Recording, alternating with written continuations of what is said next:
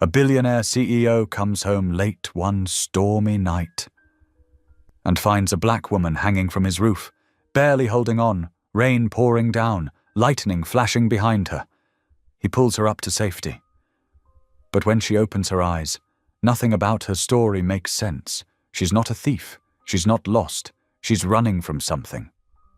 As he tries to send her away, he notices the bruises, the fear, the secret she refuses to speak. And just when he thinks he's helping her, his own world begins to fall apart. She's hiding more than pain, and he's about to learn that saving her might cost him everything: his company, his peace, even his soul. Because the night he found her wasn't an accident. It was a test. Who is this woman who fell into his life? And what happens when a man with no faith meets a miracle he can't explain? Tell me in the comments where you're watching from right now, and if this story speaks to you, make sure you hit subscribe so you don't miss the next one. The city lights of Manhattan twinkled like fallen stars against the dark canvas of night, their glow dimmed by sheets of relentless rain. In his 40th floor penthouse, Matteo Cross stood motionless before the floor-to-ceiling windows, his reflection a stark silhouette against the storm-darkened sky. His fingers traced the cold glass, leaving temporary marks that quickly faded, much like the jobs he was about to eliminate. The spreadsheet on his tablet glowed with harsh numbers. 327 employees. That's how many people would lose their livelihoods tomorrow. Crosstech needed to stay competitive. He told himself.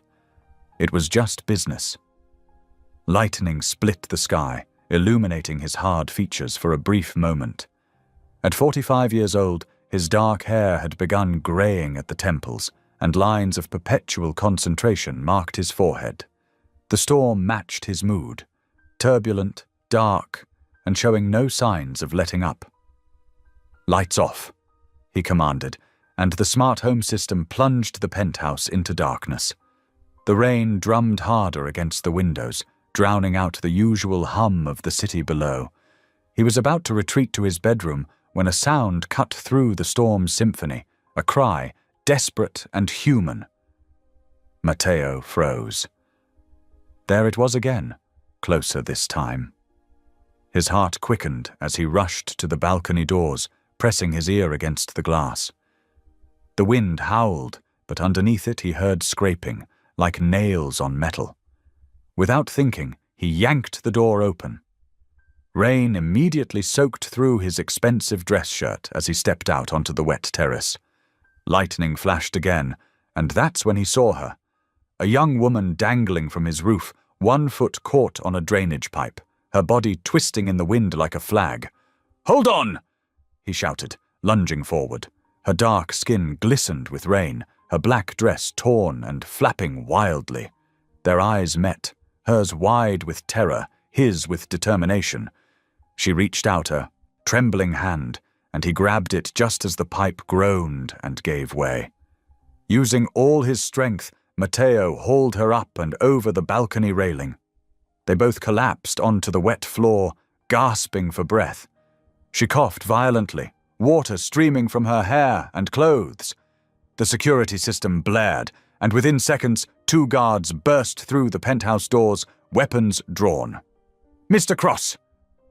they called out, flashlights cutting through the darkness. "Stand down!" Matteo ordered, his voice hoarse but commanding. "Get out! Now!" The guards exchanged uncertain glances, but followed his command, retreating to the hallway. The woman shivered uncontrollably, her arms wrapped around herself. Matteo quickly grabbed a thick blanket from a nearby chair and draped it over her shoulders. Her dress clung to her body, revealing a slight bump at her midsection. She was pregnant. "Who are you?" he demanded, trying to keep his voice steady despite the adrenaline still coursing through his veins. "How did you get up here?" She looked up at him, her dark eyes clouded with exhaustion and fear. Her lips moved, forming words that barely carried above the storm. "Janelle," she whispered. "Janelle Brooks." Then her eyes rolled back, and she slumped forward. Matteo caught her before she hit the floor, cradling her unconscious form. Something stirred in his chest, an unfamiliar sensation he hadn't felt in years. Compassion. It felt foreign, almost uncomfortable, like a muscle long unused. "Mrs. Martinez!" he called out, his voice echoing through the penthouse. His housekeeper appeared almost instantly, her usually composed face showing alarm at the scene before her. "Prepare the guest room," he said, lifting Janelle's limp body in his arms, "and bring dry clothes, towels, whatever she might need." Mrs. Martinez nodded quickly and hurried off. As Matteo carried Janelle through his darkened penthouse, lightning continued to flash outside, illuminating their path in strobes. Water dripped from both of them, leaving a trail across his expensive marble floors. He couldn't remember the last time he'd held someone like this. Not since Mara, perhaps. The thought of his late wife sent a familiar pang through his heart. The woman in his arms stirred slightly, but didn't wake. Her face, even in unconsciousness, held a trace of worry, as if she couldn't escape whatever had driven her to his roof, even in sleep. Matteo found himself wondering what could have pushed someone, especially someone expecting a child, to such desperate measures. Mrs. Martinez had already turned down the bed in the guest room when they arrived. The room, like everything in Matteo's penthouse, was pristine and impersonal, more like a luxury hotel suite than a lived-in space. He gently laid Janelle on the bed, careful not to jostle her. "Should I call a doctor, Mr. Cross?" Mrs. Martinez asked, hovering nearby with an armful of fluffy towels and what appeared to be some of her own clothes. Matteo studied Janelle's face, noting the slight flutter of her eyelids and the regular rise and fall of her chest. "Not yet," he decided. "Let's see how she is when she wakes up." He paused, then added, "Stay with her. Let me know the moment she regains consciousness." As he turned to leave, he caught his reflection in the room's full-length mirror. His usually immaculate appearance was completely disheveled. Shirt plastered to his body, hair dripping, shoes squeaking on the hardwood floor. But it was his expression that gave him pause. The hard mask he typically wore had cracked, revealing something underneath he barely recognized. Back in his office, Matteo changed into dry clothes and sat heavily in his leather chair. The spreadsheet with the layoff numbers still glowed on his tablet, but somehow it seemed less important now. He found himself instead thinking about the strange turn his evening had taken, and about Janelle Brooks, the mysterious woman who had literally fallen into his life. The storm continued to rage outside, but inside the penthouse, an unusual quiet had settled. Matteo realized his hands were still trembling slightly, not from the cold, but from something else. The moment he'd grabbed Janelle's hand, something had shifted in his carefully ordered world. He just wasn't sure yet what that meant. He picked up his phone, hesitated, then set it down again. The layoff notifications could wait until morning. Tonight, there were more pressing matters to attend to, like figuring out who Janelle Brooks was and what had brought her to the edge of his roof on this stormy night. Mrs. Martinez appeared in his doorway, her face serious. "She's still sleeping, Mr. Cross, but she's warm now, and her breathing is steady. Should I stay with her through the night?" Matteo nodded, his mind already racing with questions that would have to wait until morning. "Yes, please do. And Maria?" he added as she turned to go. "Thank you." The housekeeper's eyebrows rose slightly at the rare expression of gratitude, but she simply nodded and disappeared down the hallway, leaving Matteo alone with his thoughts and the endless rain. He walked back to the windows, pressing his forehead against the cool glass. Somewhere in the city below, 327 people were sleeping peacefully, unaware that tomorrow would bring life-changing news. But now, looking out at the same view he'd observed earlier, Matteo saw it differently. The city wasn't just a collection of numbers and assets, it was full of people, each with their own stories, their own struggles. Like Janelle Brooks, whoever she was. Lightning flashed again, but this time, instead of harsh shadows, it illuminated something else, a small crack in the armor of Mateo Cross, where compassion had found its way in. Morning sunlight streamed through the floor-to-ceiling windows, casting long shadows across the guest room's pristine walls. Janelle's eyes fluttered open, confusion washing over her face as she took in the unfamiliar surroundings. The bed beneath her felt like sleeping on a cloud, nothing like the hard mattresses she was used to at the shelter. She pushed herself up slowly, wincing at the soreness in her muscles. The borrowed nightgown felt soft against her skin, a stark contrast to her torn dress from the night before. Looking around the room, she caught her reflection in an ornate mirror and barely recognized herself. Her dark curls were wild from sleep, and her eyes held a haunted look she couldn't quite hide. The room itself seemed bigger than the entire apartment she'd shared with her sister. Crystal sculptures caught the morning light, throwing rainbow patterns across cream-colored walls.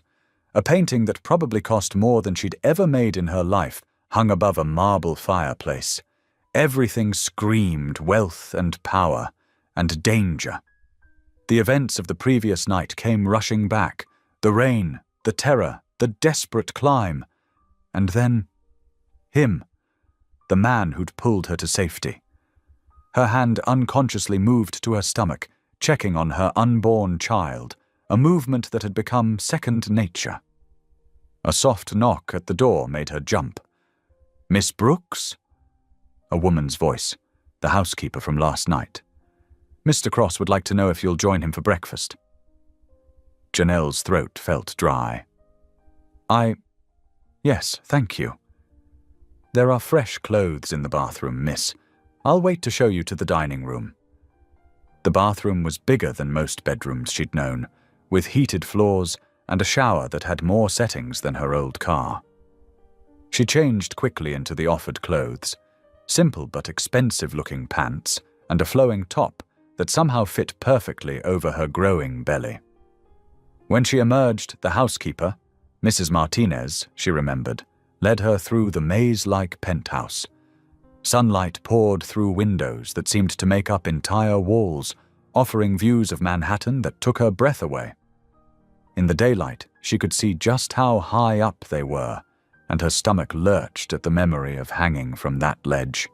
The dining room looked like something from a magazine. Mateo Cross sat at the head of a long table, reading something on a tablet. He looked different in the morning light, still intimidating in his perfectly tailored suit, but somehow more human than the shadow figure who'd saved her life. He looked up as she entered, his dark eyes studying her with an intensity that made her want to shrink into herself. "Miss Brooks, please sit." He gestured to a chair near him, where a place-setting waited.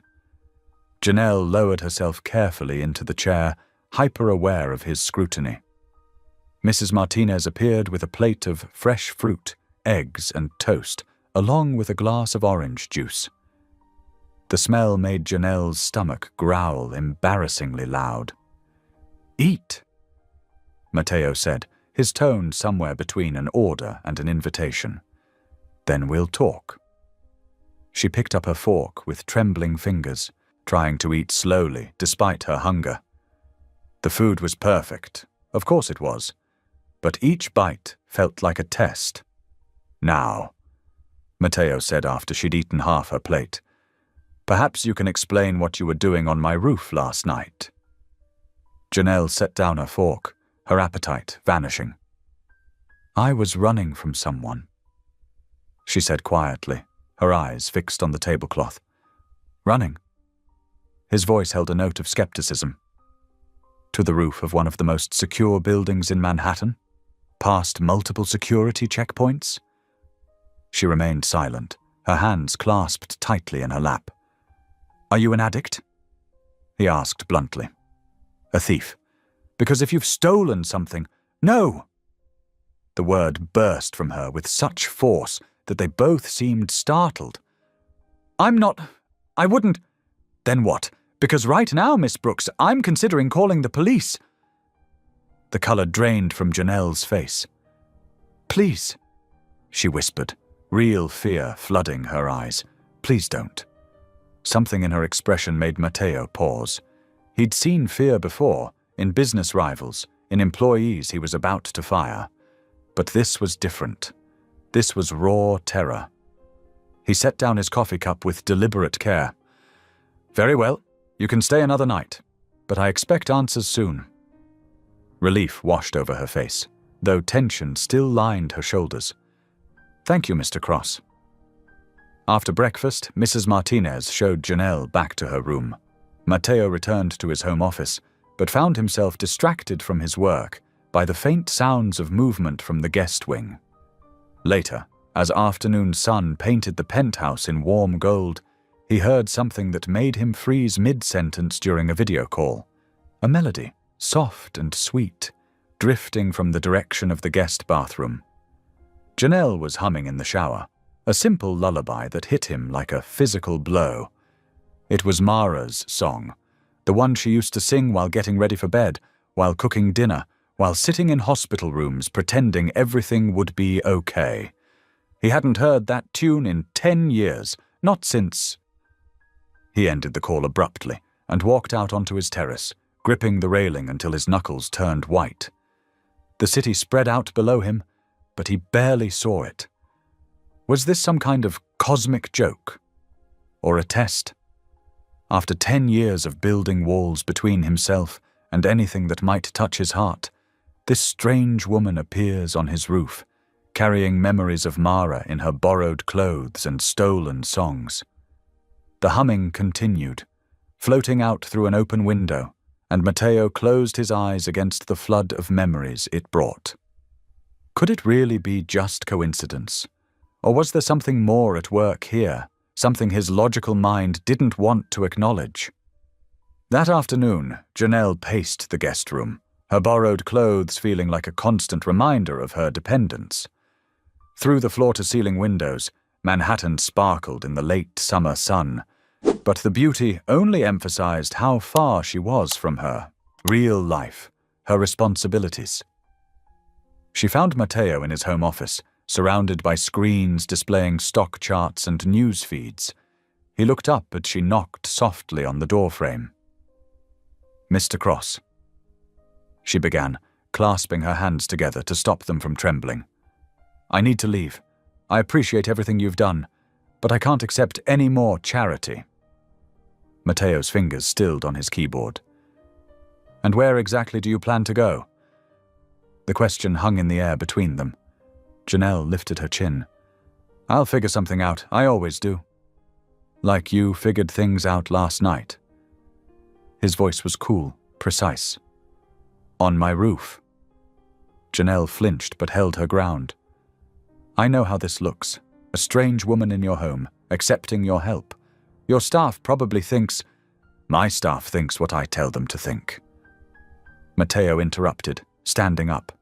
He walked to the window, hands clasped behind his back. Which brings me to a proposition. Janelle watched him warily.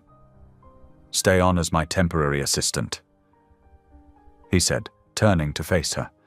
It's a legitimate position. You'll be paid fairly. It gives us both a reasonable explanation for your presence here while you... He paused. Sort out your situation. An assistant. Janelle's laugh held no humor. I don't exactly have the qualifications for that. Can you read, type, follow basic instructions? When she nodded, he continued. Then you're qualified enough. My regular assistant is on maternity leave. The timing works. Janelle wrapped her arms around herself, thinking. The offer made sense. Too much sense. It felt like trading one form of dependency for another. But what choice did she have? There would be rules, Matteo added, as if reading her hesitation. Boundaries. You'd have your own space, your own income.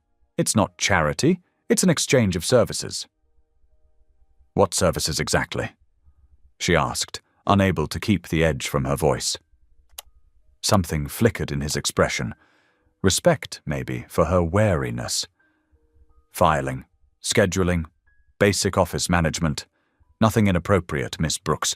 I run a Fortune 500 company. I don't need complications.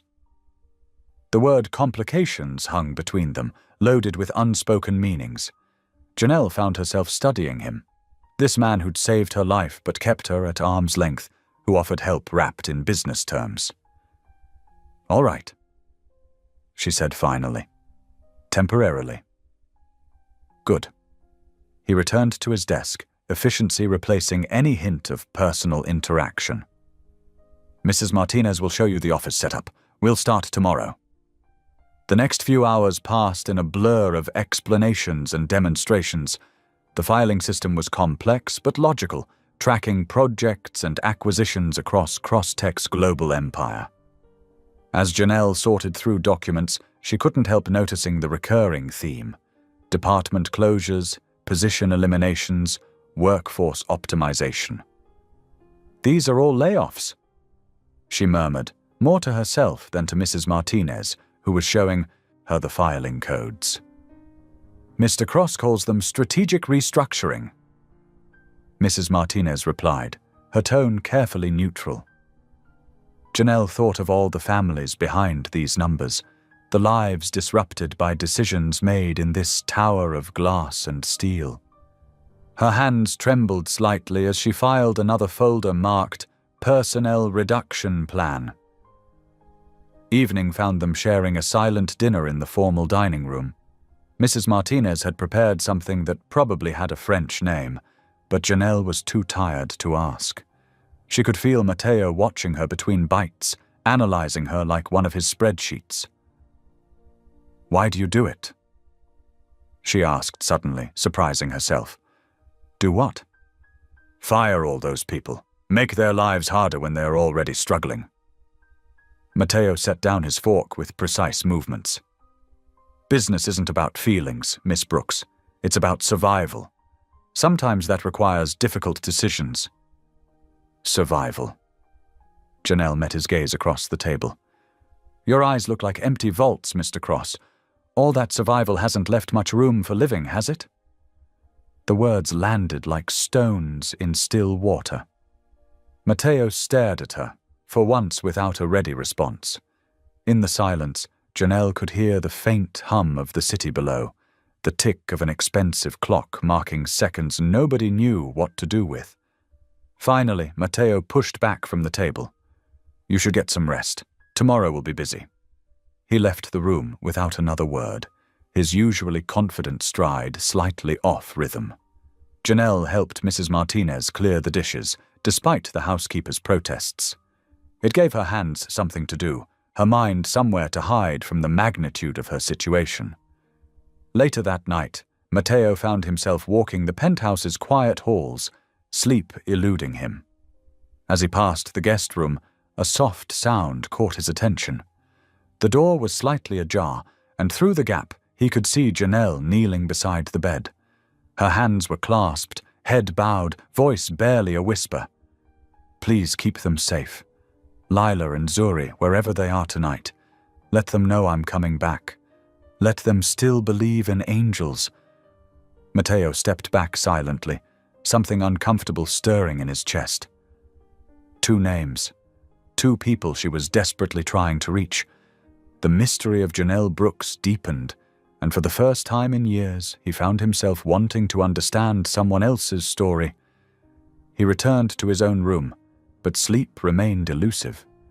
The image of Janelle praying stayed with him, her vulnerability, her faith, her connection to unseen others. Who were Lila and Zuri? What bound them to this woman who'd literally fallen into his life? His fingers itched to reach for his phone, to have his security team run a background check. It would be the logical thing to do. The safe thing. Instead, he lay in the dark, listening to the city below, wondering why he felt compelled to let this mystery unfold at its own pace. Thunder rolled across Manhattan, rattling the floor-to-ceiling windows of the penthouse. Lightning split the sky, casting stark shadows through the rain-streaked glass. It was 2 o'clock in the morning, but Mateo Cross couldn't sleep. The storm echoed the turmoil in his mind, thoughts circling back to his mysterious guest and her whispered prayers. A soft sound caught his attention, not thunder, but something more human. Following the noise, he found himself outside Janelle's door again. This time, instead of prayers, he heard muffled sobs. He hesitated, hand hovering over the doorknob. Comfort wasn't his strong suit. Numbers, strategies, acquisitions. These were the languages he spoke. But the raw pain in those sobs pulled at something long dormant in his chest. "Miss Brooks?" He knocked softly. "Are you all right?" The crying stopped abruptly. After a moment, Janelle's voice came through the door, thick with tears. "I'm fine, Mr. Cross. I'm sorry if I disturbed you." Another crack of thunder made her gasp. Without thinking, Mateo opened the door. Janelle sat huddled in the window seat, knees drawn to her chest, face streaked with tears.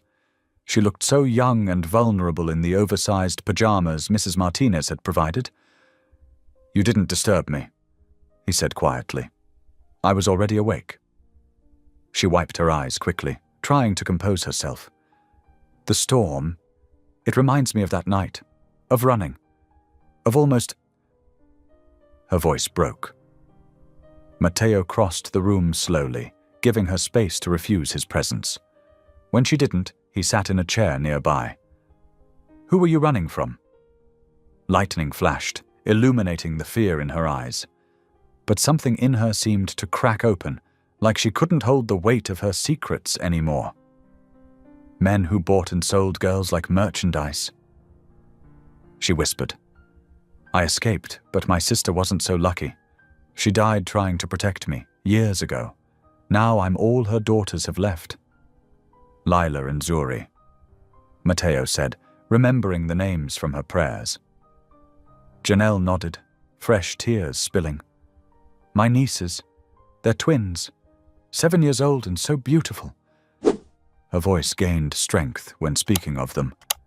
"I've been hiding them in a church shelter, working to save enough to get us somewhere safe. But those men found me at my job.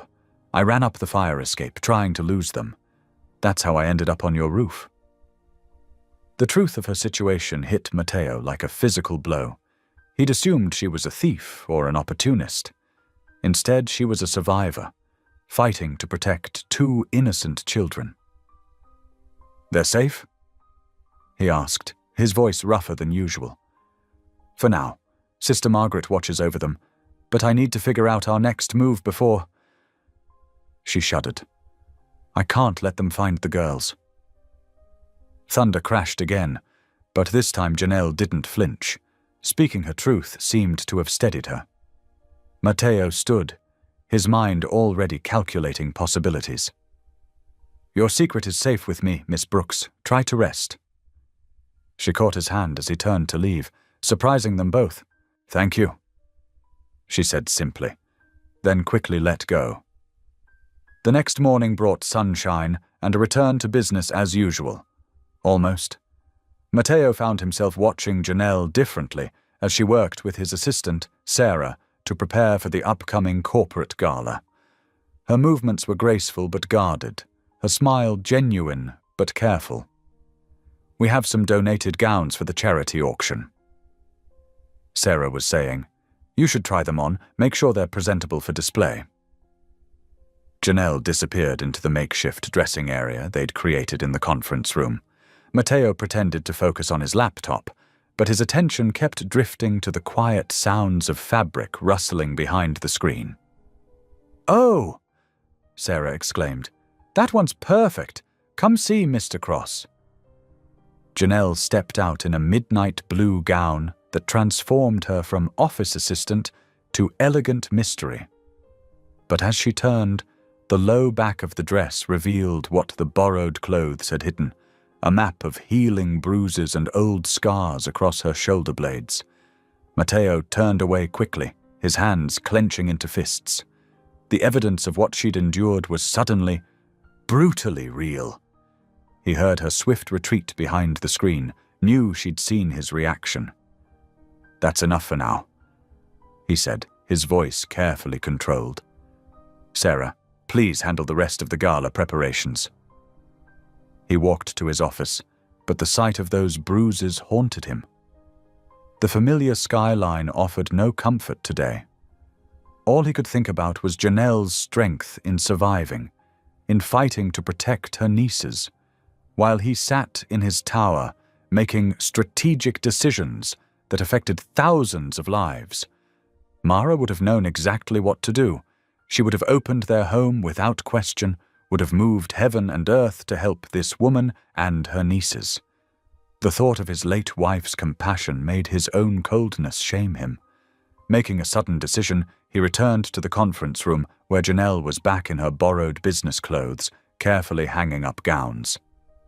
"Get your coat," he said. She looked up, startled. "I'm sorry. Your coat, we're going out. But your 2 o'clock meeting." "Cancelled." He was already texting his assistant. "You need fresh air, and I need—" He paused.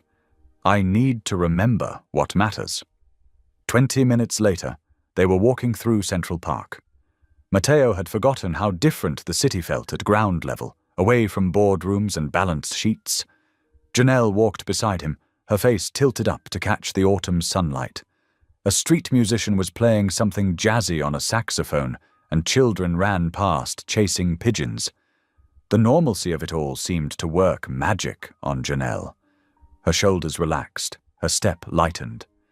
Then they passed a playground, where 2 little girls with braided hair were swinging, their laughter carrying on the breeze.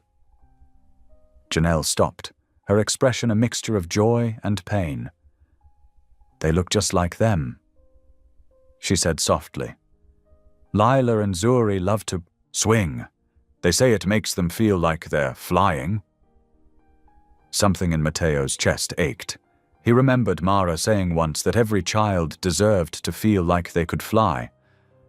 Without thinking, he bought 2 hot chocolates from a nearby vendor and handed one to Janelle. "Tell me about them," he said. Her face lit up with a genuine smile, the first he'd seen since she arrived. "They're so smart and brave. Zuri wants to be a doctor. Lila says she'll be a princess, but she's the one who always takes care of everyone else." As she spoke about her nieces, her whole being transformed.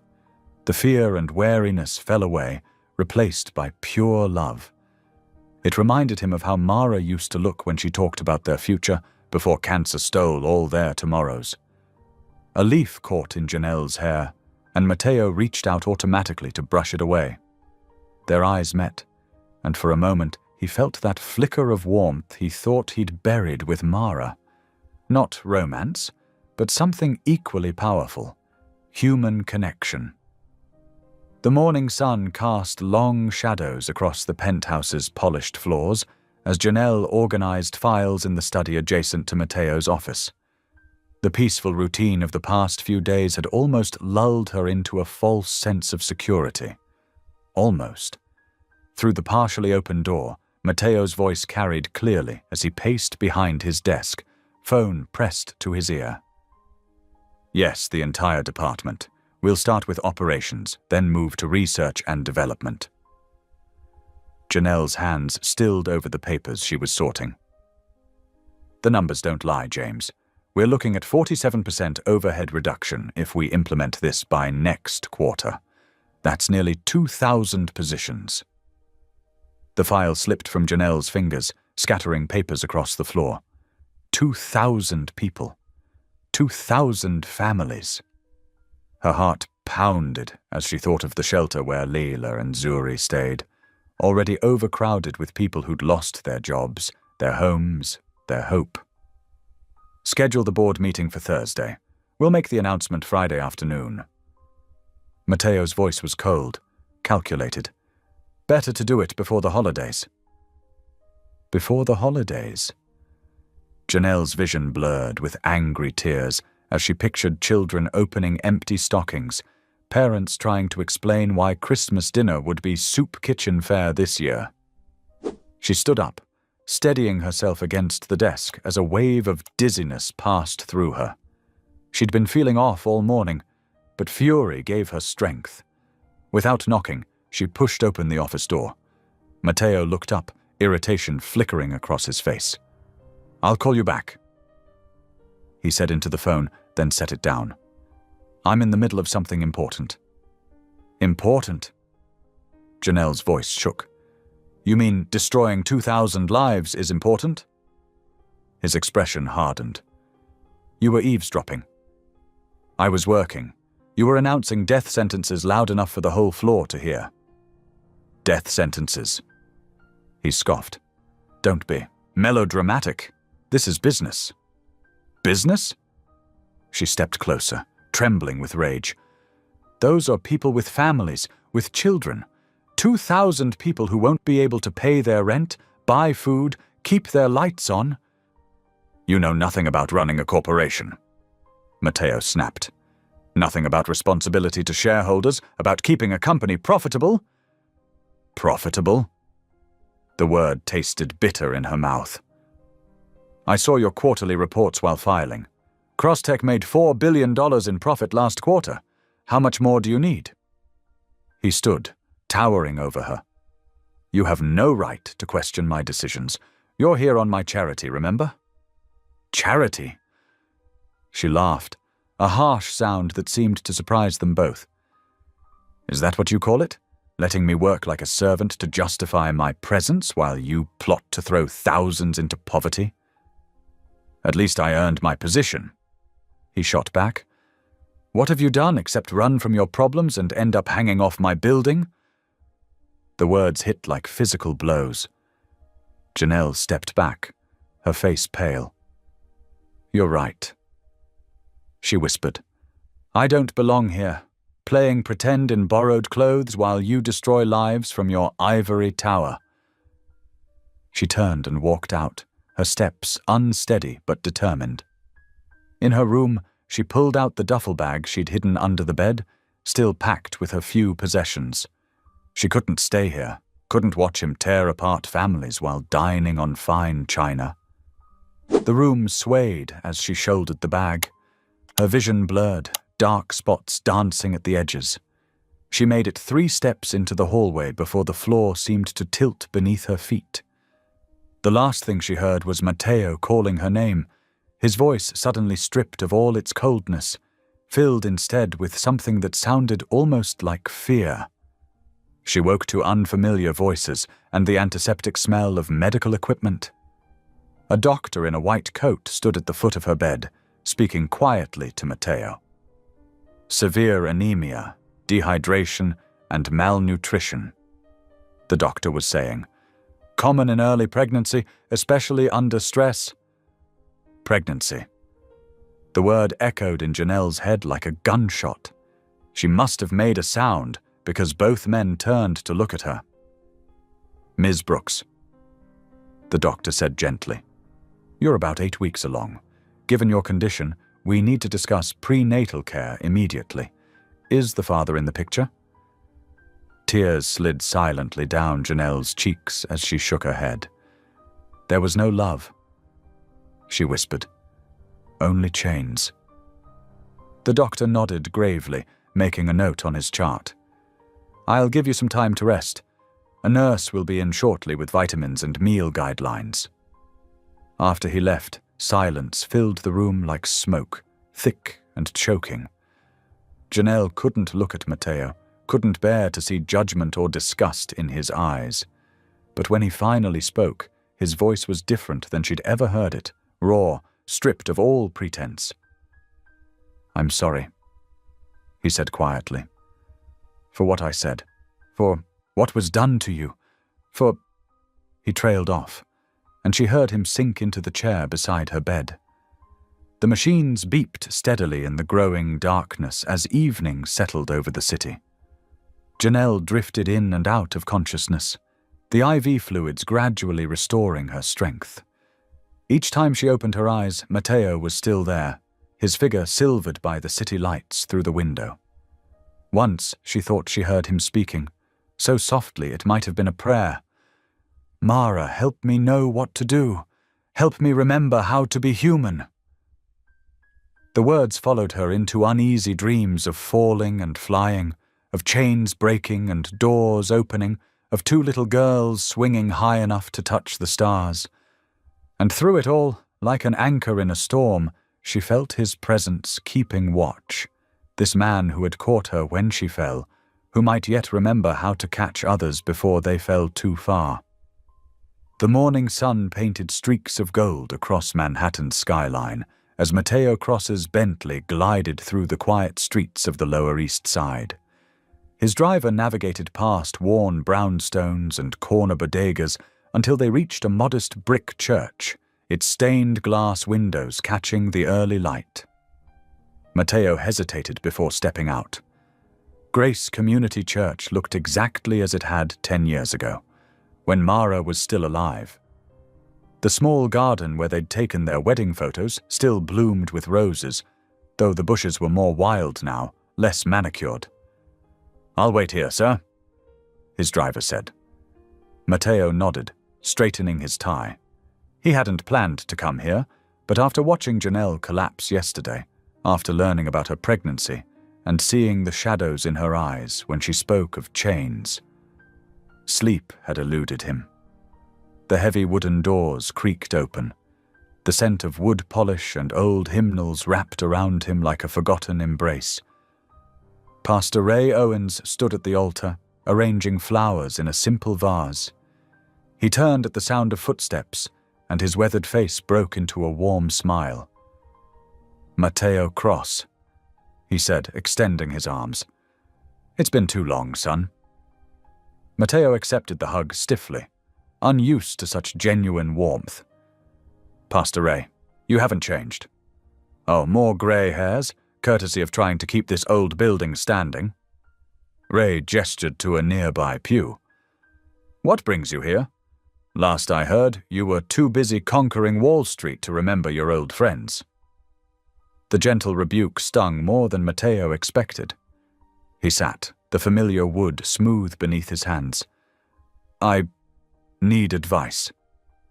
Must be serious if it brought you back to church." Ray settled beside him, his kind eyes studying Mateo's face. "What's troubling you?" Mateo stared at the altar, where he and Mara had exchanged vows. "A week ago, I found a woman hanging from my penthouse roof." He told Ray everything, about Janelle's mysterious appearance, her work in his office, the arguments about the layoffs, and finally, yesterday's revelation about her pregnancy, and the dark, hints about her past. "I don't know what to do," Mateo finished. "She's clearly running from something dangerous. She has nieces she's trying to protect. She's carrying a child conceived in violence. And she—" He struggled to find the words. "She makes me feel things I thought I'd buried with Mara." Ray was quiet for a long moment, his fingers tracing the worn Bible in his lap. "Did you ever consider that maybe God put her there because you were about to fall yourself?" Mateo scoffed. "God? I haven't heard from him since Mara died." "Maybe you weren't listening," Ray said gently. "You've built quite an empire, Mateo, but what good is gaining the whole world if you lose your soul in the process? I built that empire from nothing, and now you're using it to crush others who are trying to do the same." Ray's voice was firm but kind. "The Mateo I knew, the one who married Mara in this very church, understood that wealth was a tool to help others, not a weapon to hurt them." Mateo stood abruptly, pacing before the altar. "The world isn't that simple anymore." "No?" Ray smiled. "Tell me about Janelle. What does she do that disturbs you so much?" "She—" Mateo paused. "She treats everyone like they matter. The security guards, the cleaning staff, my assistant. She remembers their names, their stories. Yesterday, before she collapsed, she was defending thousands of strangers she's never met, willing to walk away from safety because she couldn't bear to watch them lose their jobs. Sounds like someone else I used to know, Ray said quietly. A young man who would spend his lunch breaks tutoring kids from the shelter, who helped an old pastor fix this roof without being asked, who held his wife's hand through 2 years of cancer treatments and never once questioned God's plan. Mateo's throat tightened. That man died with Mara. Did he? Or did he just get lost? Ray stood, placing a hand on Mateo's shoulder. You've been given a second chance, son. Not just to help this young woman, but to remember who you really are. When Mateo returned to his penthouse 2 hours later, the scent of cinnamon and coffee filled the air. Following the sounds of laughter, he found Janelle in the kitchen, showing his housekeeper Maria how to make French toast. His security chief Tom sat at the counter, already eating a plateful. "Mr. Cross," Maria exclaimed, looking guilty. "We were just—" "Please continue," Mateo said, surprising himself. "It smells wonderful." Janelle looked pale but steady on her feet. She wore a simple sundress that made her seem younger, more vulnerable. "The doctor said I need to eat more regularly," she explained. "I thought I'd thank everyone for their help yesterday." Tom grinned around a mouthful of French toast. "Best breakfast I've had in years, sir. Janelle here knows her way around a kitchen." "My grandmother taught me," Janelle said softly. She always said food tastes better when it's made with love and shared with friends. Something in Mateo's chest ached at the simple truth in those words. When was the last time his home had felt this warm, this alive? Over the next week, small changes began appearing throughout the penthouse. Fresh flowers appeared on his desk each morning. The staff smiled more, lingered to chat during their duties. Janelle moved through the space like a gentle breeze, transforming cold luxury into something that felt increasingly like home. He found her in his study one afternoon, carefully dusting the shelves of leather-bound books. She'd organized his scattered papers, added colorful throw pillows to the stiff leather couch, placed a small plant in the window. "You don't have to do this," he said. She turned, sunlight catching the gold flecks in her brown eyes. "I know, but spaces affect people.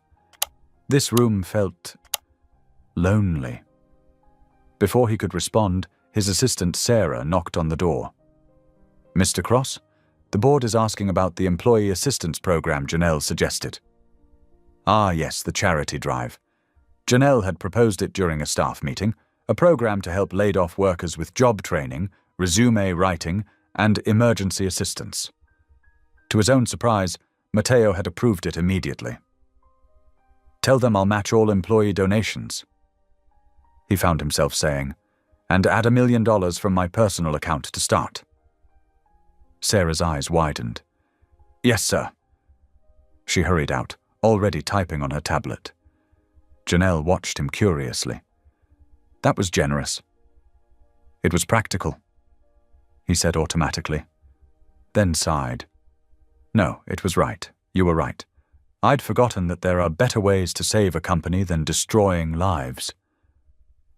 She smiled, and something inside him shifted, like ice breaking up in spring. "Would you like to help me sort through these old files?" she asked. There might be other forgotten things worth remembering. They worked together through the afternoon, their fingers brushing occasionally as they passed papers back and forth. Each time, Mateo felt that same thaw, that same awakening to possibilities he'd thought forever lost. In the growing dusk, he watched her organize his desk with careful precision, humming softly. Not Mara's lullaby this time, but something equally sweet and sad. Pastor Ray's words echoed in his mind. "Maybe God put her there because you were about to fall yourself." Looking at Janelle now, at the quiet grace with which she moved through a world that had hurt her so deeply, Mateo realized he'd already fallen. The question was whether he would remember how to rise again, and whether he could help her rise too. The setting sun painted Manhattan's glass towers in shades of amber and rose. Janelle stood at the rooftop railing, 72 stories above the bustling streets below. The same railing she'd desperately clung to just days ago. A gentle breeze played with the hem of her cotton dress as she gazed across the glittering cityscape. The door behind her clicked open. Matteo stepped out, his tie loosened, suit jacket absent. Concern etched lines around his eyes. "I saw you come up here. Are you sure you want to be—" He gestured at the edge. "I need to face it." Janelle said softly. "This place, it changed everything." Matteo moved closer, but kept a careful distance. "You don't owe me explanations. Maybe I owe them to myself." She wrapped her arms around herself, though the evening wasn't cold. "My sister Angela loved to sing. She had the most beautiful voice, but she got mixed up with the wrong people, started using drugs to cope with pain I didn't even know about." Janelle's voice caught. "By the time I realized how bad things were, she had 2 beautiful baby girls and a habit she couldn't kick." Matteo listened, his hands gripping the railing. The city lights began twinkling on below them like earthbound stars. Lila and Zuri, they're 6 years old now, identical twins with their mama's smile. A tear slid down Janelle's cheek. "Angela overdosed 2 years ago. I promised her I'd keep them safe, give them the life she couldn't."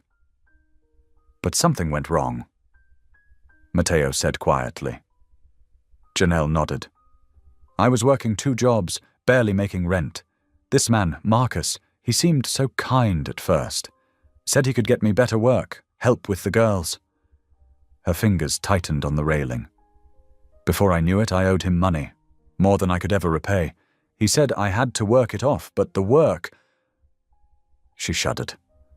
Matteo's jaw clenched. "Human trafficking. They took my phone, my ID, kept me locked up except when—" She couldn't finish. "But I never stopped thinking about my girls. They're staying at St. Mary's shelter with Sister Catherine. I send what little money I can through the church." Looking up at the emerging stars, Janelle whispered, "That night, I finally saw my chance to run. I climbed the fire escape of this building, but they followed me. I thought I was going to die right here." She touched the railing where she'd hung. "But maybe God had other plans. Maybe he let me hang there because he knew someone needed to really see me." Matteo turned to her, tears glistening in his eyes. The hardened businessman was gone, replaced by raw humanity. "I stopped seeing people after Mara died," he admitted. "My wife, she was everything good in my world. For 2 years, we fought her cancer. She never lost faith, even at the end. But I did." His voice grew hoarse. "She loved the view from up here. Said it reminded her how small our troubles were in God's grand design. The night she died, I came up here and screamed at the sky until my voice gave out. Then I locked away everything that could hurt me. Faith, hope, love. I became what everyone expected. Cold, successful, empty." Janelle reached out, her small hand covering his on the railing. "But you're not empty anymore. I see you, Matteo Cross." He looked down at their hands, then back at her face. So open, so full of quiet strength. "How do you still believe? After everything you've been through?" "Because every morning the sun rises, and my girls are still smiling. Because even in the darkest places, I found people helping each other. Because the night I thought I would fall, you caught me." She squeezed his hand. "Faith isn't about having all the answers. It's about trusting there's meaning in the questions." They stood in comfortable silence, watching the stars emerge above the city lights. The same roof where Janelle had nearly plunged to her death now felt different. Holy ground where 2 broken souls could speak their truths and begin to heal. "Tell me about your girls." Matteo said softly. Janelle's face lit up. Lila's the serious one. She loves puzzles and always makes sure her sister ties her shoes.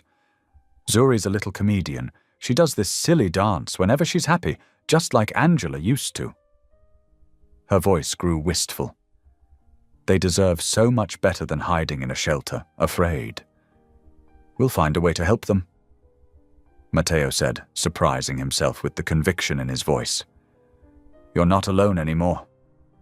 A shooting star streaked across the sky. Janelle gasped softly, pointing. Make a wish. Matteo watched her face in profile, seeing the hope that still lived there despite everything. I think I already got my wish. He murmured, I can see again. The night air wrapped around them like a gentle embrace as they stood together, two souls finding unexpected sanctuary on the very edge where they'd first collided. Below them, the city hummed with 8 million stories.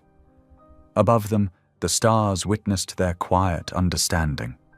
And somewhere between earth and sky, faith began to stir again in hearts long closed to its touch. Morning sunlight streamed through the penthouse windows as Matteo adjusted his tie, rehearsing his speech one final time.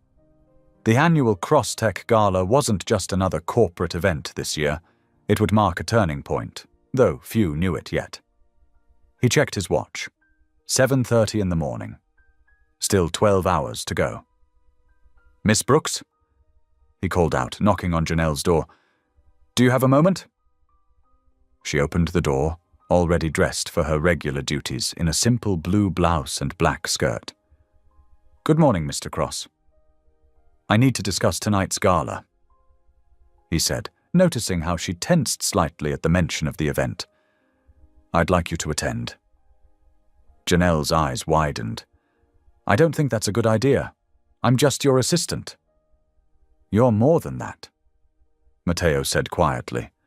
You've helped reshape how I see things. Tonight, I'm announcing something important, a new Crosstech Foundation focused on combating human trafficking and supporting women's shelters. Her hand flew to her mouth. Matteo, the foundation needs a strong voice, someone who understands both the darkness and the light. He met her eyes. Would you consider speaking? Just a few words about hope and survival. Janelle wrapped her arms around herself, looking smaller suddenly. I can't. All those people, all those cameras. If the wrong people see me... You'll be protected, Matteo assured her. I've already increased security. Besides, he added with a gentle smile, you've faced worse than Manhattan's elite. She gave a shaky laugh. True, but I don't have anything to wear to something like that. Actually, Matteo walked to his closet and returned with a garment bag. I had this restored, the dress you were wearing that night. My team cleaned and repaired it. They said the fabric was quite beautiful underneath the damage. Janelle unzipped the bag and gasped. The black dress that had been torn and soaked now hung elegant and pristine, its subtle beading catching the light. It's beautiful, she whispered, touching the fabric. I never saw it properly before. It was just part of what they made me wear. Now it's yours, Matteo said, to wear on your own terms. Tears filled her eyes. Thank you, for everything. Think about speaking tonight? No pressure, but... He paused. Your voice matters, Janelle. She nodded slowly. I'll think about it. Throughout the day, Janelle helped coordinate last-minute details for the gala while wrestling with her decision. The dress hung in her room like a question mark. Around 4 o'clock, she finally sat down at her desk and began to write, her hands trembling but determined.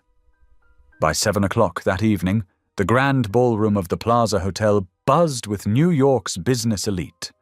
Crystal chandeliers cast warm light over tables draped in white silk, while champagne flowed freely among the guests in designer evening wear. Matteo stood near the entrance, greeting arrivals, when he saw her. Janelle stood at the top of the marble staircase, transformed but somehow more herself than ever. The restored black dress fit perfectly, its classic lines emphasizing her natural grace. She'd pulled her hair back simply, wearing only small pearl earrings that caught the light. But it was her posture that struck him, straight-backed, chin lifted, eyes clear. She looked not like a victim or even a survivor, but like light itself made human. As she descended the stairs, conversations hushed. Here was no mere assistant, but a woman who commanded attention through quiet dignity. Matteo met her at the bottom step, offering his arm. "You look beautiful," he said softly. "I feel strong." She replied, and he smiled, understanding the difference. Throughout dinner, Janelle sat at the main table, handling the subtle scrutiny of the other guests with remarkable poise. She spoke thoughtfully with the CEO of a tech startup about educational initiatives and discussed art with a prominent philanthropist's wife. No one would have guessed that just weeks ago she'd been fighting for her life. After the main course, Matteo rose to give his speech. He spoke about Crosstech's successful year, but then his tone changed. "Success means nothing if we don't use it to lift others," he said, his voice carrying across the hushed room. "Tonight, I'm announcing the creation of the Crosstech Foundation for Human Dignity. We're committing $50 million to combat human trafficking and support women's shelters across the country." Murmurs rippled through the crowd. This was unexpected from the normally profit-focused CEO. Matteo continued, "And now I'd like to introduce someone who understands the vital importance of this work, Janelle Brooks." She rose slowly, her hand steady as she unfolded her small piece of paper. Taking a deep breath, she began to speak. "Mercy isn't just a word. It's a hand reaching into darkness. It's a door opening when all other doors have closed." Her voice, though quiet, held the room spellbound. "I stand here tonight because someone showed me mercy when I needed it most, but countless others still wait in shadows, believing they're invisible, believing they don't matter." Tears glinted in several eyes as she continued. "Every person in this room has the power to be that hand in the darkness, to open doors, to remind another human being that they matter. That's not charity, it's justice, it's love in action." And love. She smiled slightly, glancing at Matteo. "Love is the strongest force for change I know." When she finished, the silence held for a moment before applause broke out. Several people were openly crying. A prominent judge wiped his eyes with his napkin. The wife of a banking executive was already pulling out her checkbook. Matteo watched Janelle return to her seat, seeing her as if for the first time. She'd taken her pain and transformed it into a call for action that no one in the room could ignore. Her words had done what no corporate presentation could. They'd made the issue human, immediate, real. Later, as guests mingled over dessert, Matteo and Janelle stepped out onto the terrace for a moment of quiet. The New York night sparkled around them, cars and lights creating rivers of motion below. "Thank you," she said simply, "for giving me a voice tonight." "You've always had a voice," he replied. "I just helped create space for it to be heard." Neither noticed the photographer across the street, his telephoto lens capturing their moment of quiet connection. The photos would appear in tomorrow's tabloids.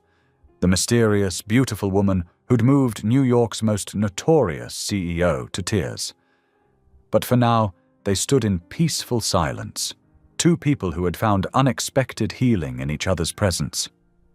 The night breeze carried the sound of laughter and music from inside, where wealthy donors were already organizing additional fundraising events, inspired by Janelle's words.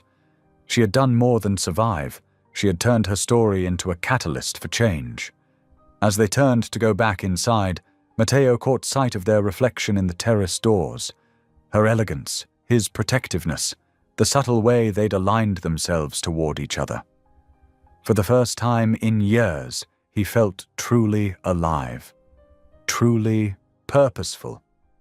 This woman who'd literally fallen into his life had helped him remember who he was meant to be. Camera flashes sparkled from the street below, unnoticed by either of them as they rejoined the gala. The night wrapped around them like a promise, while destiny quietly set larger wheels in motion. The morning sun had barely touched the Manhattan skyline when Matteo's phone started buzzing with notifications. He scrolled through headlines that made his jaw clench. Mystery woman steals show at Crosstech Gala. Billionaire Matteo Cross's secret romance? Who is the beautiful stranger in black? Photos from the previous night filled every social media feed and gossip site. Some caught Janelle's radiant smile as she gave her speech. Others showed tender moments between them on the terrace, the city lights sparkling behind them like stars. Matteo paced his office, coffee growing cold on his desk. He'd expected attention, but not this fierce spotlight. His PR team had already sent 16 messages requesting direction on how to handle the press. The elevator dinged, and Janelle rushed in, still wearing her borrowed silk robe. Her eyes were wide with panic as she thrust her tablet toward him. "They're everywhere," she whispered. "The photos, the speculation. Matteo, what if they find out? What if he sees them?" Matteo set down his phone and gripped her shoulders gently. "Listen to me. You're safe here. I have the best security team in New York. No one gets in without clearance." But Janelle was already shaking her head, wrapping her arms around herself. "You don't understand. These men, they have connections. They'll recognize me. The twins." Her voice cracked. Through the floor-to-ceiling windows, Matteo spotted 3 photographers with long lenses positioned across the street. He pressed a button, and automated blinds began lowering. "I need to see them," Janelle said suddenly. "The girls. I have to make sure they're okay." "Let me send someone." "No!" She cut him off firmly. "I need to go myself. They're all I have, Matteo. I need to see their faces." He wanted to argue, but recognized the steel in her voice. It was the same tone she'd used when telling her story at the gala, a survivor's determination. "At least let me arrange secure transportation," he said, already texting his head of security. "I'll take a taxi. Less obvious." She was already heading toward her room to change. "Please, just trust me on this." 30 minutes later, Janelle emerged wearing simple jeans and a hoodie, her hair tucked under a baseball cap. She looked younger, more vulnerable. Matteo's protective instincts surged. 2 hours, he said, handing her a small black phone. "It's secure, untraceable. My private number is the only one programmed in. If anything feels wrong, anything at all, you call." She nodded, slipping the phone into her pocket. Their eyes met, and for a moment neither spoke. The weight of unspoken fears hung between them. Outside, Janelle blended into the morning crowd, just another New Yorker rushing through their day. She didn't notice the black SUV that pulled away from the curb half a block behind her, maintaining a careful distance. Matteo watched from his window until she disappeared from view. Then he made 2 calls, one to double the security detail around the penthouse, another to a private investigator he trusted. He needed to know what threats might be heading their way. The hours crawled by. Matteo attempted to work, but found himself checking his phone every few minutes. His security team sent regular updates tracking Janelle's movement through the city, but it did little to ease his anxiety. When she finally returned as evening settled over the city, Matteo knew immediately something was wrong. Her face was pale, her movements tense. She'd been crying. "Janelle?" He stepped toward her, but she shook her head. "The girls are fine," she said quickly. "They're safe. I need some time alone." Before he could respond, she hurried to her room. The door closed with a soft click, that seemed to echo through the penthouse.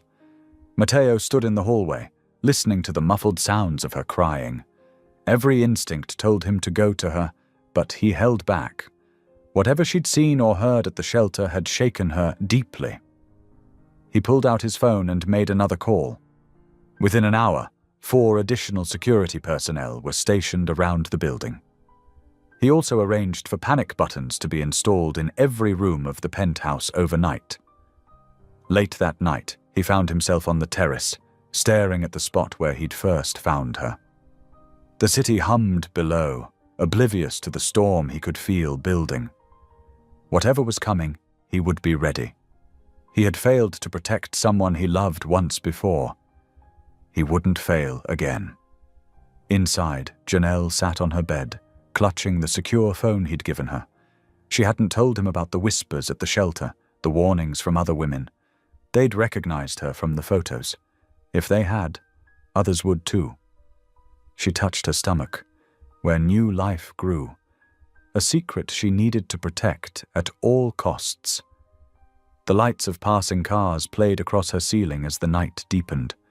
In the room next door, she could hear Matteo's footsteps, steady and watchful. His presence should have comforted her, but instead it made her heart ache. She was drawing him into her darkness, and she didn't know how to stop it. The black SUV that had followed her now sat parked 3 blocks away, its driver making quiet phone calls into the night. The storm wasn't just brewing, it was already here. The morning sun cast long shadows across Matteo's desk as he scrolled through his emails. His coffee had grown cold, forgotten amid the mounting crisis. His phone buzzed, another message from the board. But it was the next notification that made his blood run cold. Breaking. Billionaire CEO's mistress revealed, ex-escort turned pregnant. Assistant. The headline screamed across his screen, accompanied by photos from the gala. In them, Janelle looked radiant in her black gown. Now those same images were being twisted into something ugly. Mr. Cross. His assistant's voice crackled through the intercom. The board is requesting an emergency meeting in 15 minutes. Matteo's jaw clenched. Tell them I'll be there. He tried calling Janelle, but she wasn't answering. She'd gone to the shelter again to check on the twins. His security team reported she was safe. But for how long? The board meeting was exactly what he expected. Panic wrapped in corporate rhetoric. 12 men and women in expensive suits, all wearing expressions of carefully contained alarm. This is a PR nightmare, said Gerald Matthews, head of the board. The stock is already dropping. It's all lies, Matteo said firmly. Someone's trying to destroy her reputation. And yours along with it. Another board member added. There are documents, Matteo, bank transfers, contracts, forgeries. He snapped. She's being targeted by traffickers. The room grew uncomfortably quiet. Gerald cleared his throat. Until this situation is resolved, the board has voted to temporarily suspend you from your duties as CEO. Matteo felt the words like physical blows. You can't be serious. It's temporary, Gerald assured him. Just until we can conduct a proper investigation. Back in his penthouse, Matteo paced like a caged animal. His phone rang. Pastor Ray. I saw the news. The pastor said quietly. How are you holding up? They're destroying her, Ray. Everything she's survived, everything she's built. Then fight for her. Ray's voice was firm. The Matteo I knew wouldn't let evil win so easily. Before Matteo could respond, he heard commotion in the hallway. His security team was arguing with someone. Then came the sound he'd been dreading. Police radios. 4 officers entered his living room, led by a detective in a rumpled suit. We're here for Janelle Brooks. On what charges? Matteo demanded. Fraud, solicitation, potential trafficking involvement. The detective read from a paper. We have evidence of her participation in an escort ring run by Darren Voss. The name hit Matteo like ice water. Voss, the man Janelle had been running from. He'd finally found her. The elevator dinged and Janelle stepped out. She froze at the sight of the officers. "Janelle Brooks?" The detective stepped forward. "You're under arrest." "No." She backed away, her hand instinctively covering her stomach. "Mateo, they're working for him. Darren, he owns half the police in this precinct." Mateo moved to stand between her and the officers. "She's not going anywhere, not without a lawyer present." "Step aside, Mr. Cross." The detective warned, "Don't make this worse than it already is." Two officers moved forward, grabbing Janelle's arms. She didn't resist, but her eyes found Mateo's. They were filled not with fear, but with a deep sadness. "It's okay," she whispered. "Just protect the girls, please." Mateo felt helpless as they led her away. His security team stood down on his orders. Fighting the police would only make things worse. He watched the elevator doors close on her face, feeling something inside him shatter. Hours passed like years. His lawyers were working frantically, but the evidence seemed solid because it had been carefully fabricated by experts. Voss had planned this well. As night fell, Pastor Ray arrived unannounced. He found Mateo on the balcony, staring at the spot where he'd first pulled Janelle to safety. "The board suspended me," Mateo said without turning around. "Everything I built, everything I am, they took it all away because I dared to help someone." "No." Ray stepped beside him. "They took it because you finally started caring again, because you remembered what it means to be human. What good did it do?" Mateo's voice was raw. "I couldn't protect her. I couldn't—" "The night's not over, son." Ray placed a hand on his shoulder. "And God didn't bring her into your life just to abandon her now." Mateo gripped the balcony railing, feeling the cool metal under his fingers. 2 months ago, he'd stood in this exact spot, contemplating layoffs and profit margins. Then a cry in the night had changed everything. "I don't know how to fight this, Ray." The admission cost him. "Voss has money, influence, corrupt cops. What can I do?" "The same thing you did that night. Reach out and hold on." Ray's voice was gentle but firm. "You're not just fighting for Janelle now. You're fighting for her unborn child, for those twin girls who need their aunt, for every person Voss has ever hurt." The city stretched out before them, a maze of lights and shadows. Somewhere out there, Janelle sat in a cell, probably terrified but trying to be brave. Somewhere, her nieces were wondering why she hadn't come back.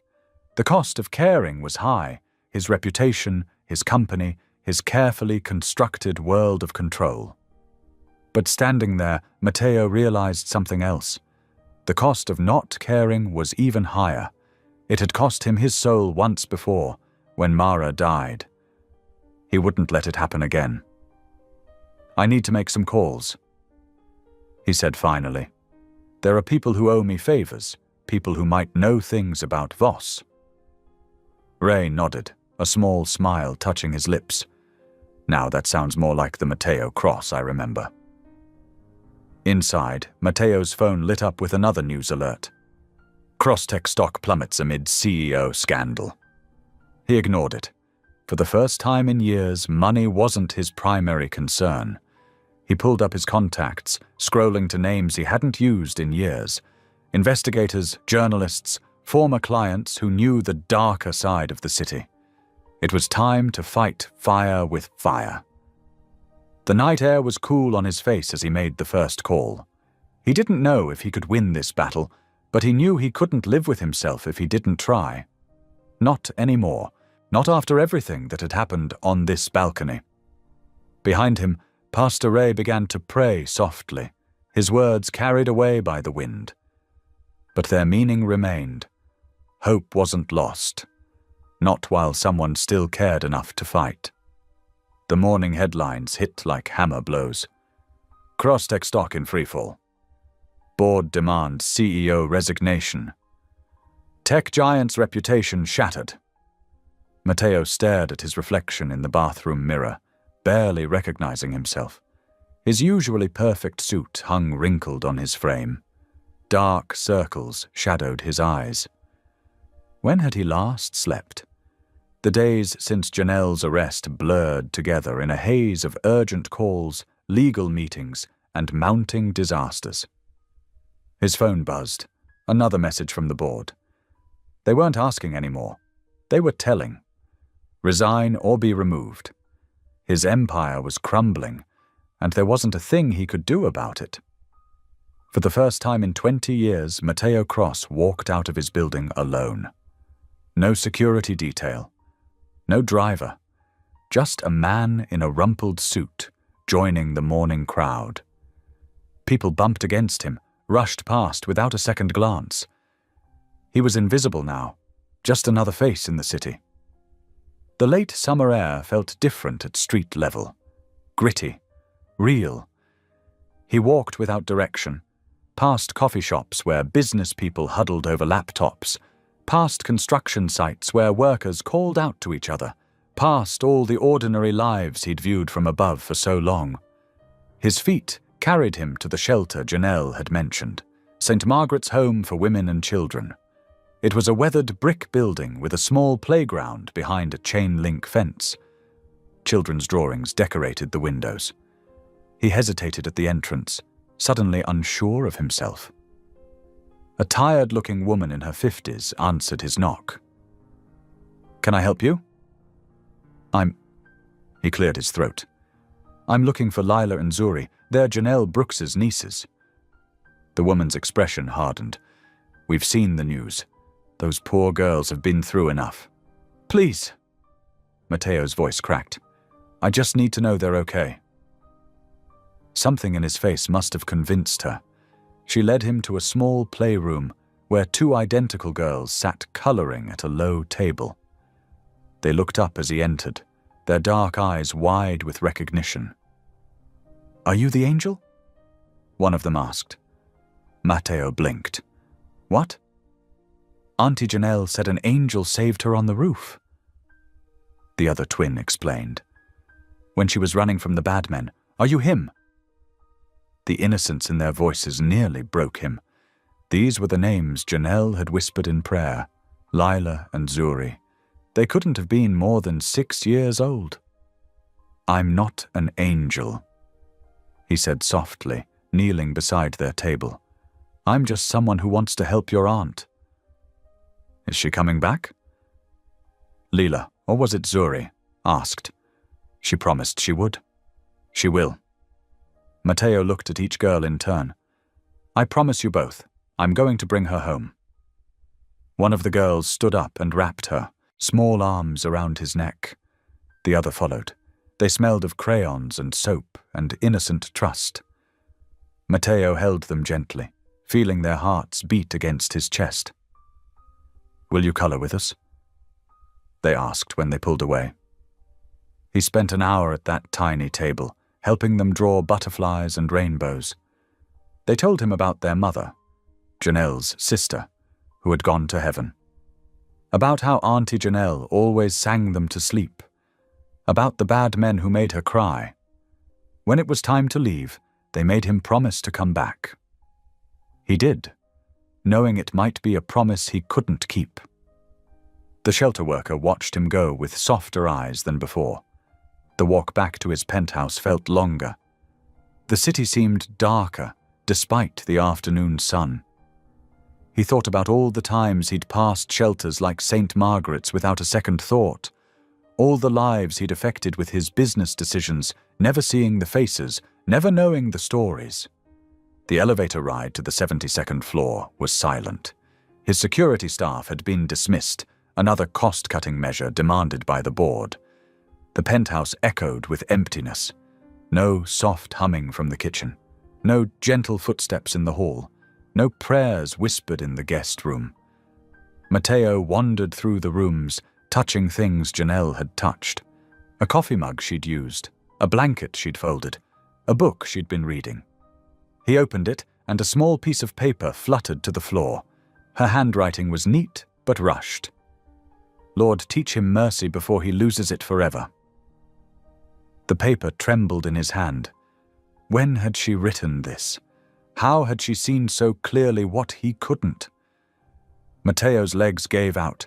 He sank to his knees, still clutching her prayer note. 20 years of careful control shattered. Tears he hadn't allowed himself to cry since Mara's death spilled down his face. "God," he whispered, his voice rough. "I don't know if you're listening. I don't know if I deserve to be heard." He took a shaky breath. "But she believes in you. Those little girls believe. And I need help. Please, show me how to fix this. Show me how to save her." The words felt foreign on his tongue, but something inside him shifted, like a key turning in a rusted lock, like a wall beginning to crumble. Outside his window, the city continued its endless rhythm. But here, on his knees in the gathering darkness, Matteo Cross, former CEO, fallen billionaire, broken man, finally understood what Janelle had meant about empty vaults. His eyes had been empty because his heart had been sealed shut. The prayer note crumpled in his fist as he made a silent vow to those twin girls, to the woman who had fallen into his life and woken his conscience, to the God he had abandoned long ago. He would find a way, no matter the cost. The private investigator's office smelled of stale coffee and desperation. Matteo sat across from Derek Martinez, a former NYPD detective with 30 years of experience finding people who didn't want to be found. "Women's detention centers are black holes," Martinez explained, spreading photos across his cluttered desk. "But I've got contacts. Give me 48 hours. Matteo pushed a thick envelope across the desk. "You have 24. Back in his penthouse, Matteo paced. The twins' drawings hung on his refrigerator, bright splashes of crayon hope in a world growing darker by the hour. His phone buzzed constantly with messages from his lawyers, the board, reporters hungry for scandal. He ignored them all. At 3 a.m, Martinez called. Bedford Hills Correctional. They transferred her there yesterday. But Cross, there's something else. Darren Voss, the guy who leaked those documents, he's got friends in high places, dirty cops, corrupt judges. This goes deep." Matteo's jaw tightened. "Send me everything you have on Voss, every connection, every business, every skeleton in his closet." The next day passed in a blur of paper trails and phone calls.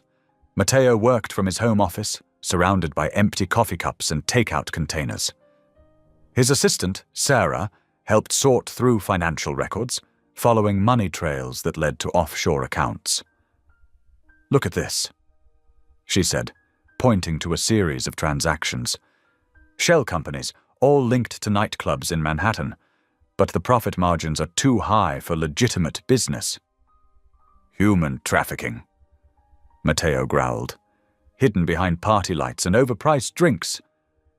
He remembered Janelle's words on the roof, how Voss had trapped her with promises of helping her nieces, how debt became chains, how escape meant death. The breakthrough came at midnight.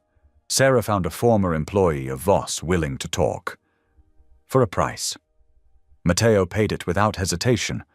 The woman's testimony, combined with financial records and surveillance footage from Voss's clubs, built a case too strong to ignore. Matteo called in every favor he had left, politicians who owed him, journalists hungry for redemption stories.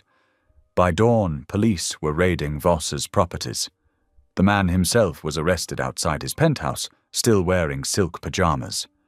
But Janelle remained in detention. "The system moves slow," Martinez warned.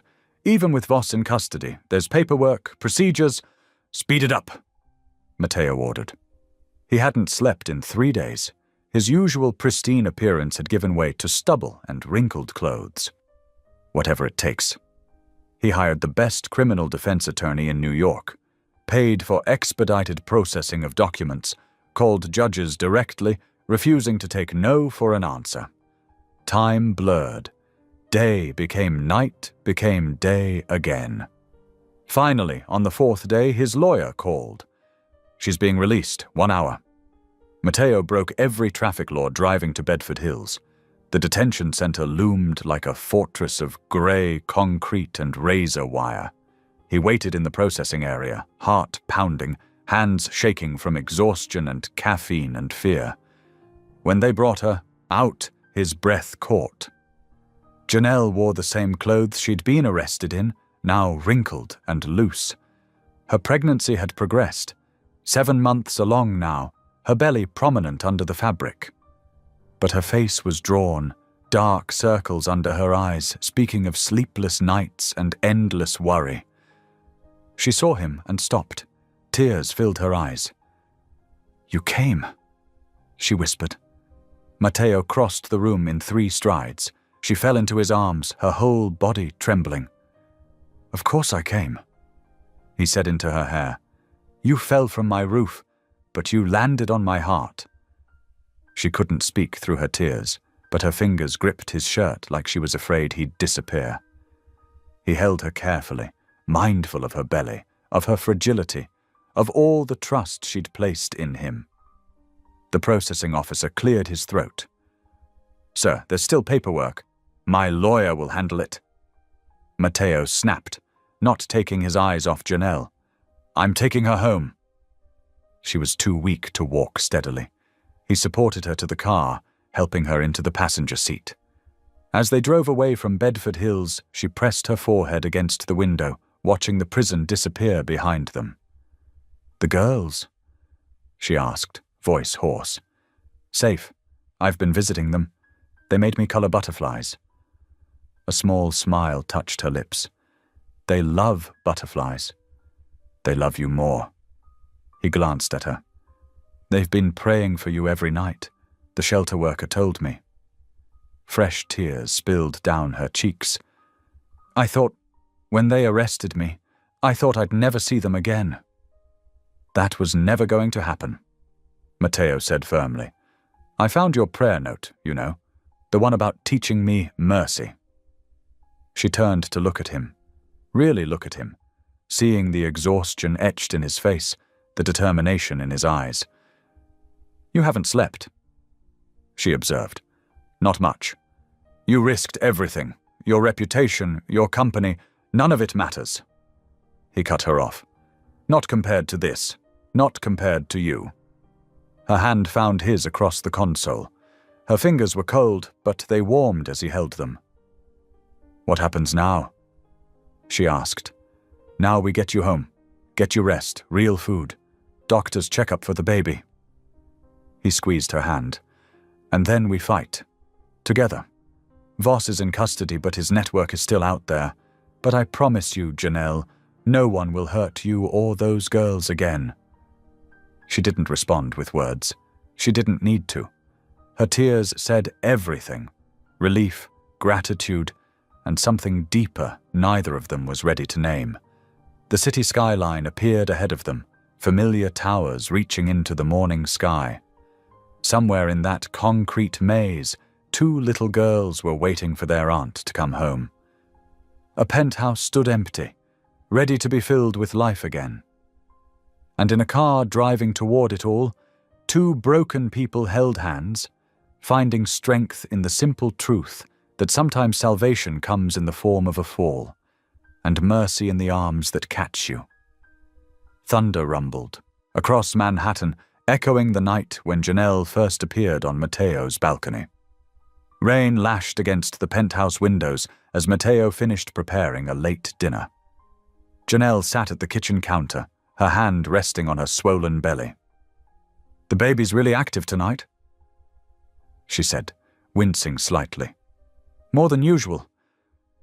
Matteo looked up from the pasta he was stirring. "Are you feeling okay?" "Just uncomfortable. I guess that's normal at 7 months." Her words cut off with a sharp gasp. The glass of water she held slipped from her fingers, shattering on the floor. "Janelle!" Matteo rushed to her side. She gripped the counter, face contorted in pain. "Something's wrong. The baby!" Another cry escaped her lips, this one stronger than before. I'm calling 911, Matteo said, already pulling out his phone. No time. She gasped. Hospital. Now. Matteo didn't hesitate. He grabbed his keys and umbrella, supporting Janelle as they made their way to the elevator. Each step seemed to bring another wave of pain. By the time they reached the parking garage, her breathing had become rapid and shallow. The rain hammered against the windshield as Matteo maneuvered his car through the wet streets. Lightning flashed overhead, illuminating Janelle's face, pale and drawn with fear. It's too early, she whispered. The baby's not ready. Matteo reached for her hand, squeezing it tight. Everything's going to be okay. Just hold on. A contraction hit her hard. She doubled over, crying out. Matteo pressed harder on the accelerator, weaving through traffic. Red lights blurred in the rain-soaked night. Talk to me, he urged, trying to keep her focused. Stay with me, Janelle. The night we met. She managed between breaths. It was raining like this. Yes, it was. He turned onto Park Avenue, the hospital just blocks away. You scared me half to death hanging from that roof. She tried to laugh, but it turned into a moan. You saved me. And I'm not stopping now. He pulled up to the emergency entrance, tires squealing on wet pavement. Medical staff rushed out with a wheelchair. Matteo barely had time to park before running inside after them. The fluorescent lights felt harsh after the darkness outside. Doctors and nurses swarmed around Janelle, checking vital signs, asking questions. 32 weeks gestation, signs of premature labor, blood pressure elevated.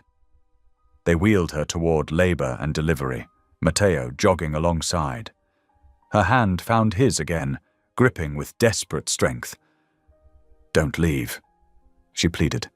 Never, he promised. The next hours passed in a blur of medical terminology and mounting tension. Monitors beeped steadily, tracking both Janelle's heartbeat and the baby's. The contractions came faster, stronger. Outside, the storm raged on. The baby's in distress, a doctor announced, checking readings. We need to move quickly. Janelle's eyes were wide with fear. Is he going to be okay? The doctor's expression remained, carefully neutral.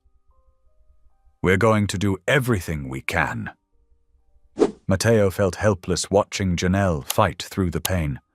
Her strength amazed him, the same quiet determination that had kept her going through all her trials.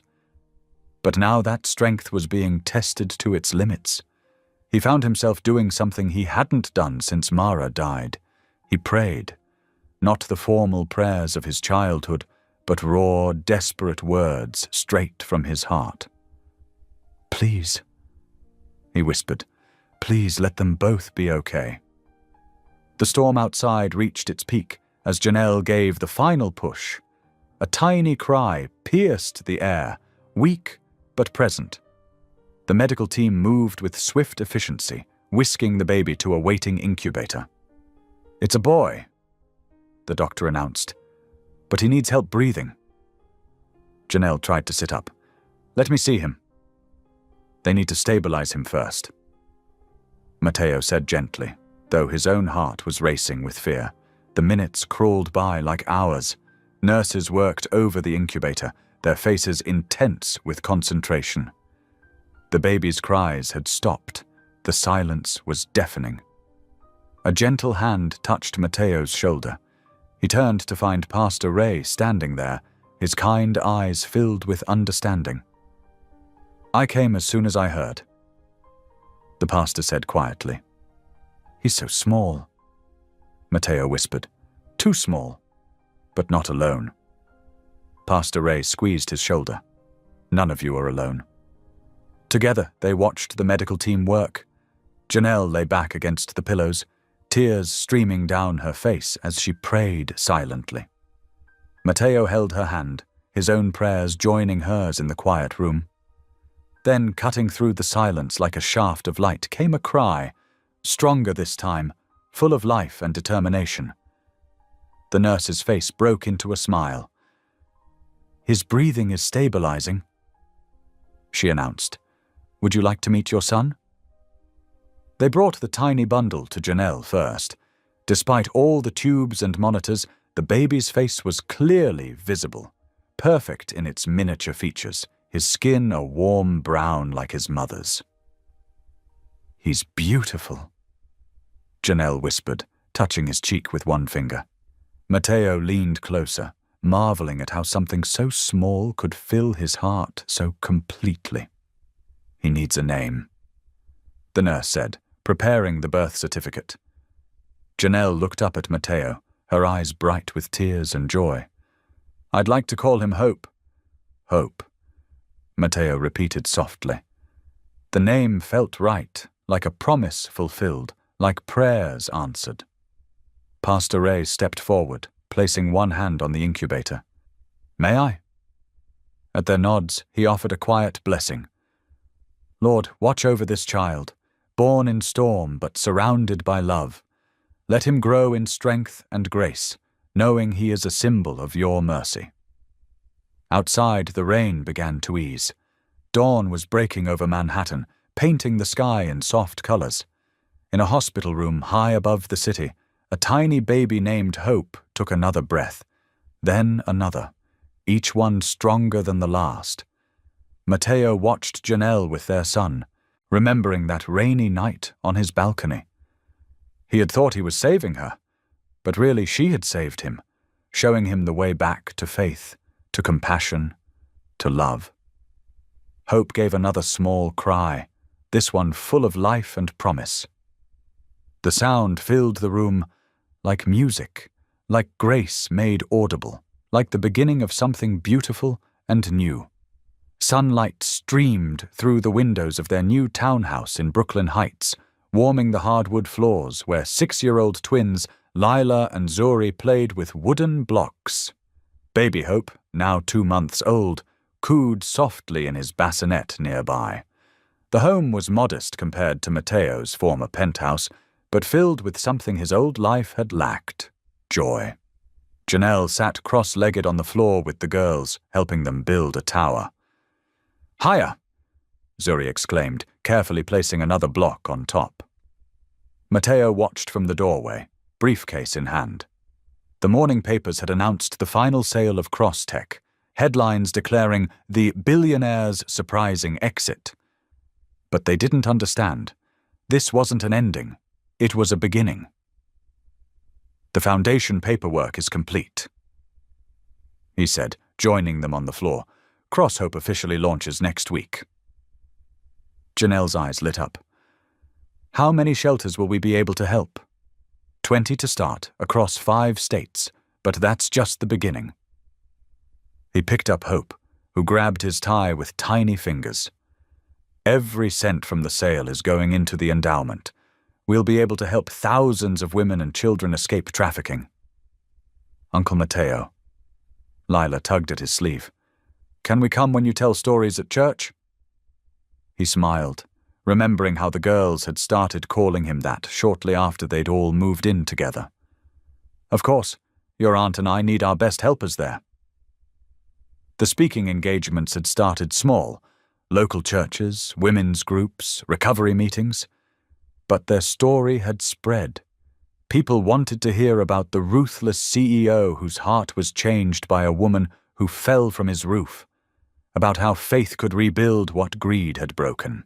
Later that evening, after the twins were asleep, Matteo and Janelle sat on their small back porch. Hope slept peacefully in his mother's arms while crickets chirped in the garden below. "Sometimes I still can't believe it," Janelle said softly. "A year ago I was trapped in Darren's world, thinking I'd never escape. Now he's in prison, and we're helping others find freedom." Matteo nodded. "I was trapped too, just in a different way. Money was my prison. Power was my addiction." He touched Hope's tiny hand. "You showed me what real wealth looks like." Their relationship had grown slowly, built on trust and shared purpose rather than romance. They'd both needed healing first, Janelle from her trauma, Matteo from his decades of emotional isolation. But love had bloomed anyway, quiet and steady as a sunrise. The next morning found them at Hope Center, a shelter in Queens. Women gathered in the common room, some with children, all with stories of escape and survival. Janelle shared her testimony first, her voice strong and clear. "I thought hanging from that roof was the end," she told them. "But God had other plans. He sent someone to pull me up, not just physically, but spiritually." Matteo spoke next, his corporate polish replaced by genuine humility. "I was the man who had everything and nothing. Success nearly cost me my soul. But through this remarkable woman and her faith, I found my way back to grace." The Cross Hope Foundation became their life's work. Together, they visited shelters and churches across the country, sharing their story of redemption. The twins thrived in their new family, their laughter healing old wounds. Baby Hope grew stronger each day, living up to his name. What the world saw as a billionaire's fall from grace was actually his rise to purpose. Matteo no longer measured wealth in dollars, but in lives transformed. In the eyes of those they helped, he saw reflections of his own second chance, mirrors of divine mercy. The spring breeze danced across the rooftop of the 72nd floor, carrying with it the sweet scent of new beginnings. Exactly 1 year had passed since that stormy night when fate, or perhaps divine intervention, brought Janelle Brooks to this very spot. Today, the scene could not have been more different. 7-year-old Lila and Zuri twirled in matching yellow sundresses, their laughter mixing with the soft pop of soap bubbles floating in the afternoon light. Their dark braids bounced with each jump as they chased the iridescent spheres across the now familiar space. "Catch it, Lila!" Zuri called out, her small hands clapping as a particularly large bubble drifted overhead. Baby Hope, now 10 months old, squealed with delight from Janelle's arms, his chubby fingers reaching toward his cousin's playful dance. His eyes, warm and bright like his mother's, followed the shimmering bubbles with wonder. The soft curls on his head caught the sunlight, creating a halo effect that made him live up to his name even more. Matteo stood at the edge of the roof, not too close, but close enough to see the city sprawled out before them, like a tapestry of memories. His suit was gone, replaced by casual slacks and a light blue button-down shirt with rolled-up sleeves. The hard lines that once marked his face had softened, transformed by months of genuine smiles and purposeful living. "Be careful, girls," he called out, though his voice carried more warmth than warning. The twins had brought out a playfulness in him that even he hadn't known existed. Janelle walked over to join him, Hope babbling happily against her shoulder. Her simple white dress caught the breeze, and her natural hair framed her face like a crown. Gone were the shadows of fear that once haunted her eyes, replaced by a steady peace that came from knowing she was finally, truly safe. Looking out over the Manhattan skyline, Matteo took in the familiar view that had witnessed their beginning. The sun painted the buildings in shades of gold and amber, so different from the stormy darkness of that first night. "This time," he said softly, his voice carrying both humor and gratitude, "no one's hanging." Janelle's laugh was warm and free as she shifted Hope to her other hip. "No," she agreed, reaching for Matteo's hand with her free one. "We're all standing." Behind them, the twins had abandoned their bubble chase and were now spinning in circles, their dresses creating perfect circles of yellow against the blue sky. "Auntie Janelle!" Lila called out. "Uncle Matteo, come spin with us." "Yeah," Zuri added, slightly breathless from twirling. "The sky looks so pretty when you spin." Matteo squeezed Janelle's hand, remembering how close they'd come to losing all of this before it even began. The Cross Hope Foundation had helped hundreds of women and children find their way to freedom in the past year. But these four souls, Janelle, Hope, and the twins, they were his personal miracle.